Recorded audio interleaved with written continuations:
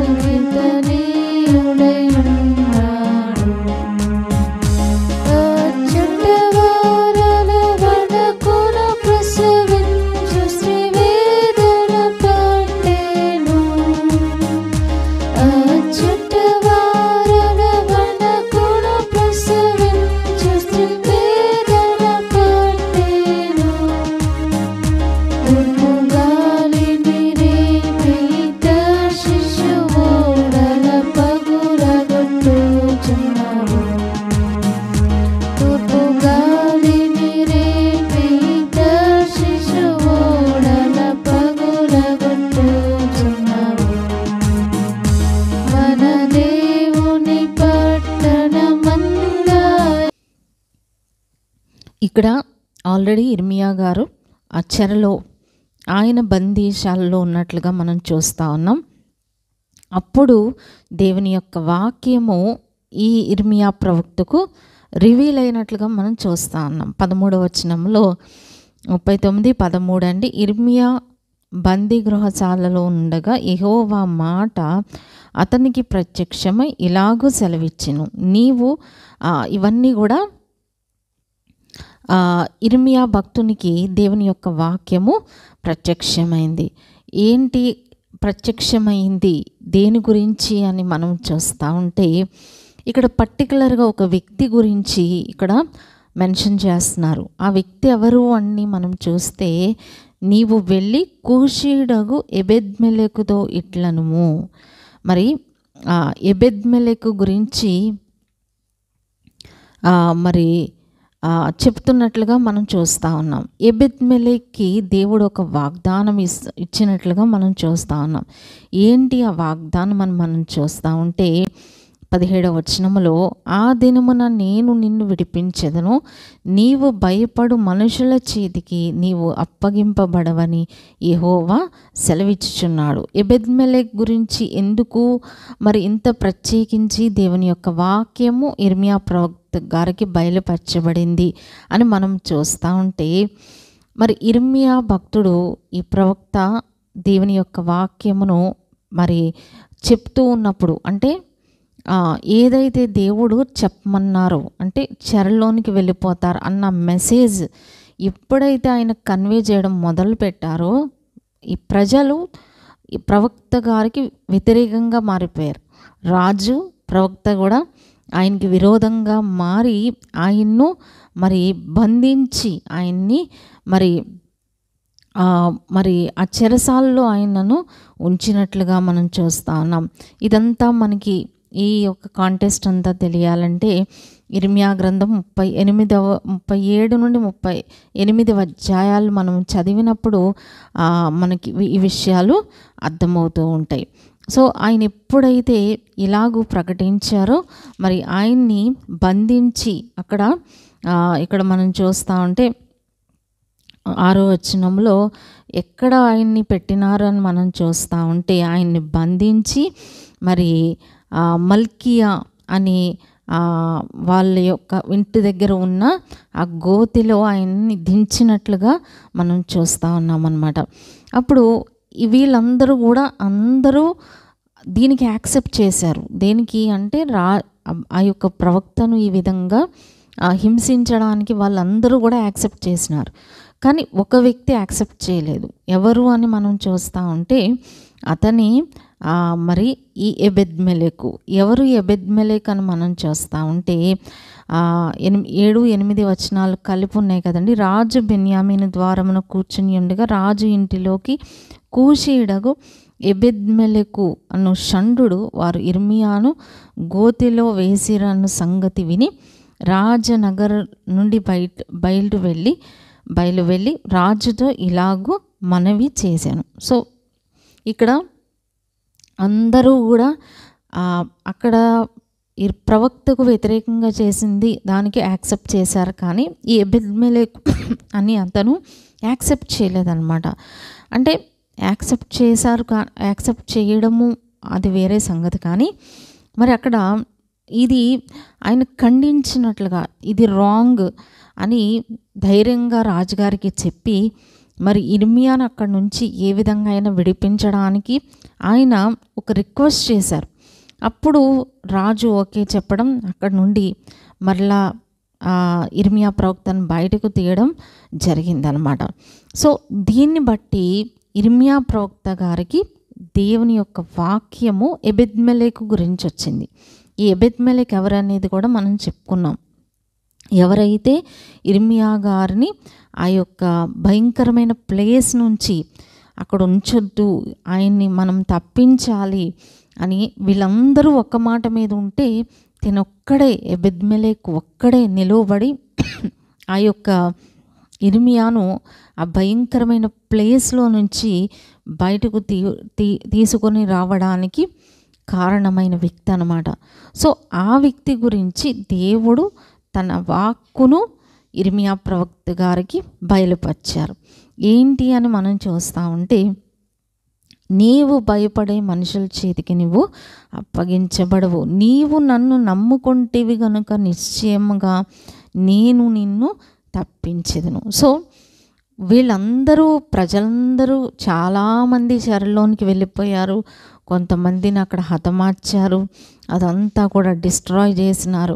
కానీ ఎబెద్మెలెకు తప్పించబడ్డారు. ఎందుకు ఎబెద్మెలెకు తప్పించబడ్డారంటే, అక్కడ ఇర్మియా గారు అంటే దేవుని యొక్క వాక్యము పక్షంగా ఆయన నిలవబడ్డారనమాట. మనం ఒకసారి ఇండైరెక్ట్గా ఆలోచిస్తే ఇర్మియా గారు చెప్పింది దేవుని యొక్క వాక్కు.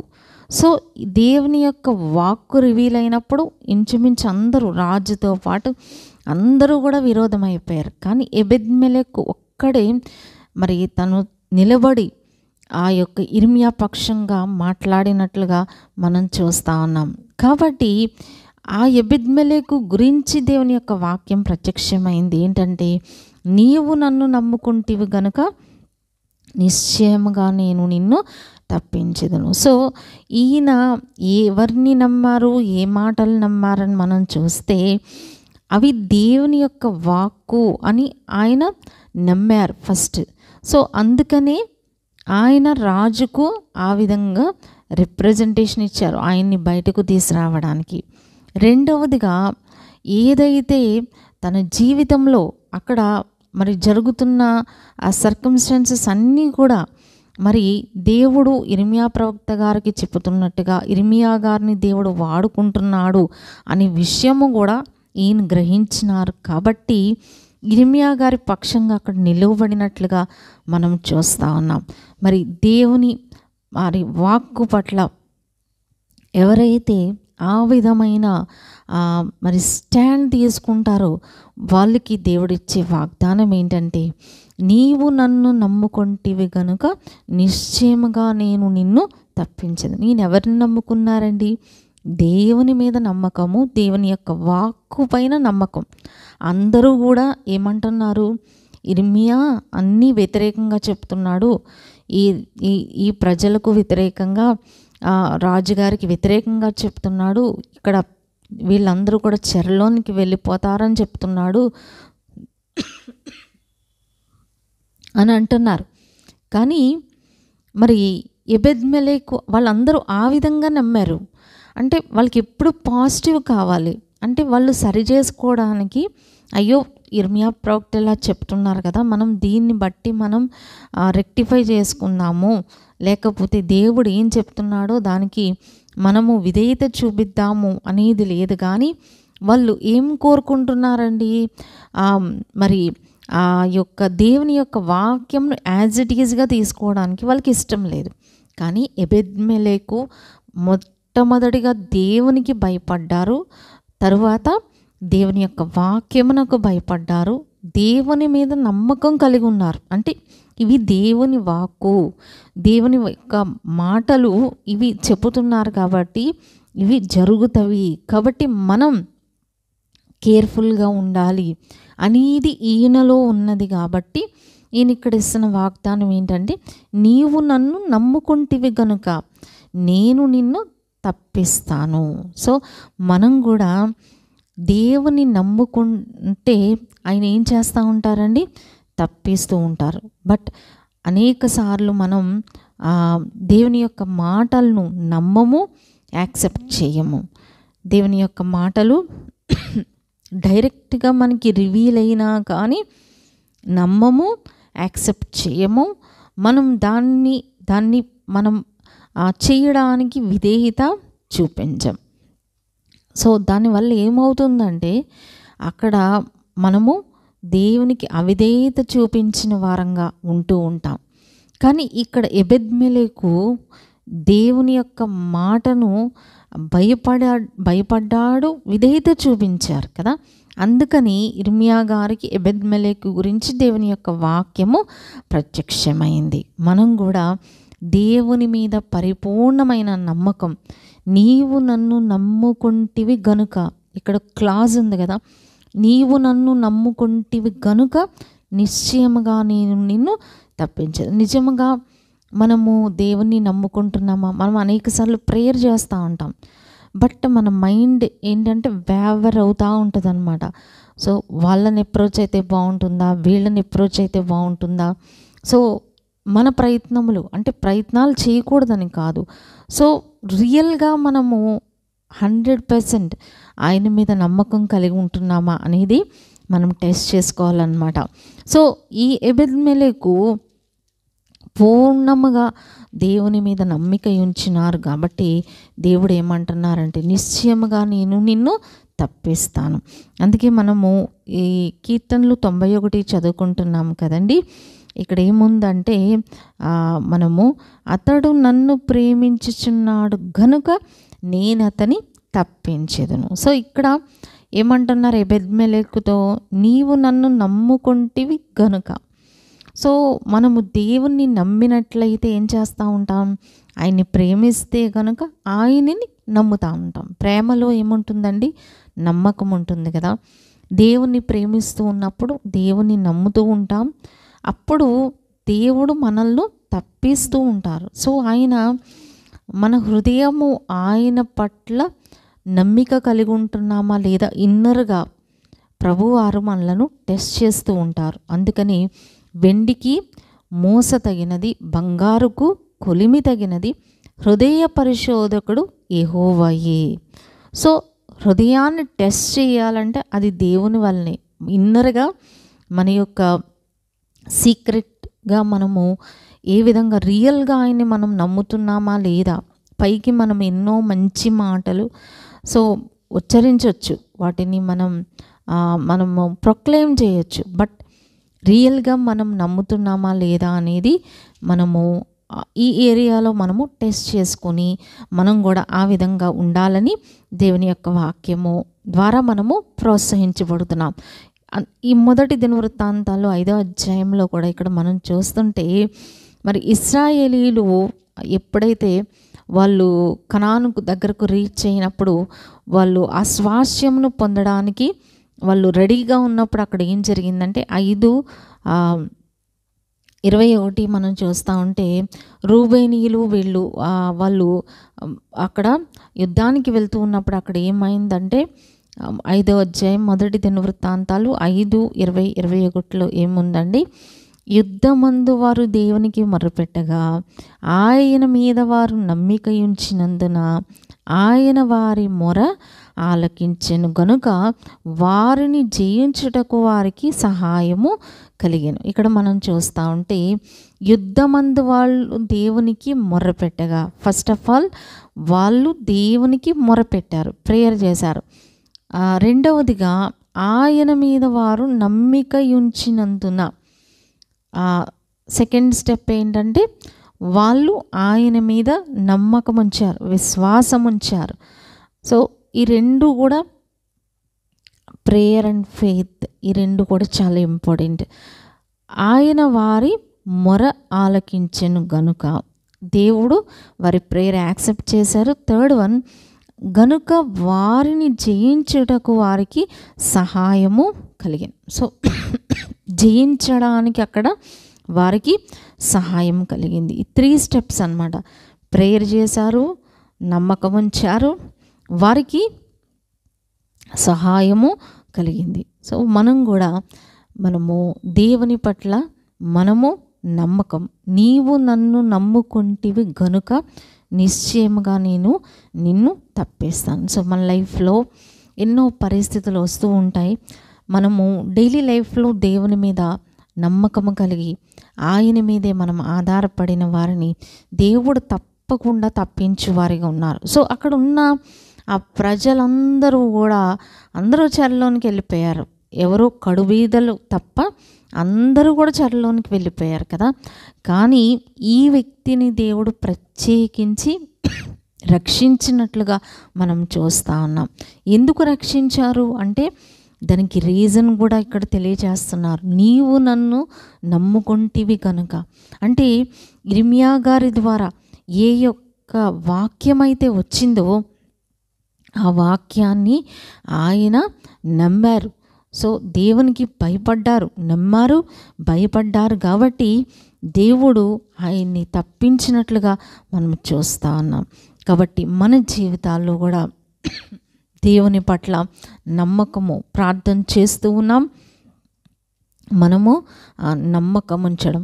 అందుకే కీర్తనలు 26లో కూడా మనం చూస్తూ ఉంటే 2వ వచనము, మొదటి 2వ వచనంలో కూడా ఏమీ సందేహపడకుండా యెహోవా యందు నేను నమ్మిక ఉంచి ఉన్నాను. మనం కూడా దేవుని పట్ల నమ్మకము, దేవుని పట్ల విశ్వాసము మనము కలిగి ఉన్నప్పుడు దేవుడు మన జీవితాల్లో సహాయం చేయవారిగా ఉన్నారు. ఆయన చూస్తారనమాట. సీక్రెట్గా మన హృదయం లోపల మనం రియల్గా ఆయన మీద నమ్మకం ఉంచుతున్నామా, ఆయన మీద మనం ఆనుకుంటూ ఉన్నామా, ఆయన మనలను పరీక్షించేవారిగా ఉన్నారు. ఇదే కీర్తనలు 28:7లో కూడా మనం చూస్తూ ఉంటే దావీదు గారు యొక్క ప్రేయర్ మనం చూస్తున్నామండి. నా హృదయము ఆయన యందు నమ్మిక ఉంచెను గనుక నాకు సహాయము కలిగెను. సో మనం కూడా దేవుని పట్ల నమ్మకము మనము కలిగి ఉంటున్నామా, ఆయన మీద మనం ఆనుకుంటున్నామా? మనం పైకి ఎన్నో ప్రేయర్స్ చేయొచ్చు, ఎన్నో వాగ్దానములు మనము ప్రొక్లైమ్ చేయొచ్చు, కానీ మన యొక్క హృదయము ఆయన పైన ఆనుకుని ఉన్నదా లేదా మరి ప్రభు చూస్తూ ఉంటారు. ఎబెద్మెలెకు ఆ విధంగా నమ్మినారు కాబట్టి ఇర్మియా ప్రవక్త గారికి దేవుడు పర్టికులర్గా ఈ ఎబెద్మెలెకు గురించిన ఆ ప్రవచనం వచ్చింది. అదే ఏంటంటే, నీవు నన్ను నమ్ముకుంటే గనుక నిశ్చయంగా నిన్ను తప్పించేదను. సో మన లైఫ్లో రియల్గా మనం ప్రభువు మీద ఆనుకొని మనము దేవుని మీద విశ్వాసముతో ప్రభువు మన ప్రతి పరిస్థితిని కూడా ఆయన చక్కబరుస్తారు అని రియల్గా మనం లోపల దేవుని మీద ఆనుకున్న వారమైతే దేవుడు మనకిచ్చే గొప్ప ఎష్యూరెన్స్ ఏంటంటే, నీవు నన్ను నమ్ముకుంటేవి కనుక నిశ్చయంగా నేను నిన్ను తప్పేస్తాను. ప్రభు అట్టి కృపలు మనందరికీ సమృద్ధిగా దయచేయును గాక. ఆమేన్.